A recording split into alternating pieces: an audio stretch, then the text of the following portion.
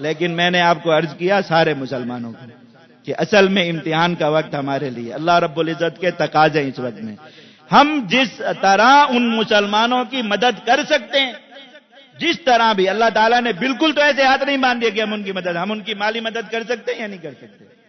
کر رہے ہیں۔ ہم ان کے لیے دعا کر سکتے ہیں یا نہیں کر سکتے؟ دن رات ان کے لیے دعا کر رہے ہیں۔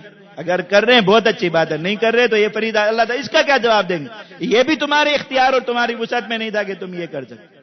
اور وہ جو ایک سوال ہے کہ ہم جو یہ کہتے ہیں کہ مسلمانوں کی مدد کو پہنچنا فرض ہے، تو اللہ تعالیٰ نے ہماری اور اگر ہمارے پاس استطاعت ہوتی تو ہم ضرور پہنچتے۔ اللہ تعالیٰ نے ہماری سچائی کا معیار قرآن مجید میں مقرر فرما دیا کہ جہاد کے لیے تیار ہیں یا نہیں۔ تو آج سے ہی جس قدر جس مسلمان کے پاس استطاعت ہے، یہ اللہ اور اس کے رسول کا حکم ہے، اللہ اور اس کے رسول کی طرف جائز فریضہ ہے، کم از کم اپنے آپ کو جہاد کے لیے تیار کر لیں۔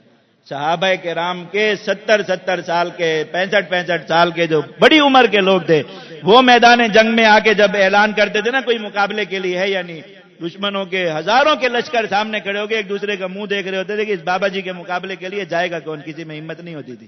وہ اس طرح اپنے آپ کو انہوں نے ہر عمر تک جہاد کے لیے تیار رکھا۔ 120 سال کی عمر تک بھی اللہ کے نبی صلی اللہ علیہ وسلم کے صحابہ میدان جنگ میں کھڑے ہو کے لڑتے رہے۔ ہمارے داڑھی میں زبید بال آ گیا تو حضور ہے، اب جہاد کی تیاری نہیں ہو سکتی، بچے ہو گئے تو اب جہاد کی تیاری نہیں ہو سکتی، شادی ہو گئی تو اب جہاد کی تیاری نہیں ہو سکتی۔ وہ اللہ کے بندو 4 بیویاں، ہزار باندیاں، 200 بچے رکھ کے حضرات صحابہ کرام دنیا میں کہاں جہاد کرنے کے لیے گئے، کبھی انہوں نے اپنے آپ کو جہاد سے غافل نہیں ہونا۔ جو آدمی یقین کیجئے اس وقت میں جہاد کی تیاری سے غافل ہے، اللہ تعالیٰ کی طرف سے عائد کردہ ایک فریضے کا تارک ہے، اللہ تعالیٰ کے اپنا جواب خود تیار رکھے۔ اور جو اللہ تعالیٰ نے استطاعت دی ہے، مالی مدد کرنے کی استطاعت دی ہے، ہم نہیں کر رہے، اگر دعا کرنے کی استطاعت دی ہے نہیں کر رہے، اگر اور کسی طریقے سے بھی ان کے حق میں خیر کی خبریں پھیلا کر ان کی فتح کو دنیا میں اجاگر کر کے کسی بھی طرح ان کی مدد کر سکتے ہیں، نہیں کر رہے تو پھر اس ہر چیز کا اللہ رب العزت کے یہاں جواب اور حساب دینا پڑے گا۔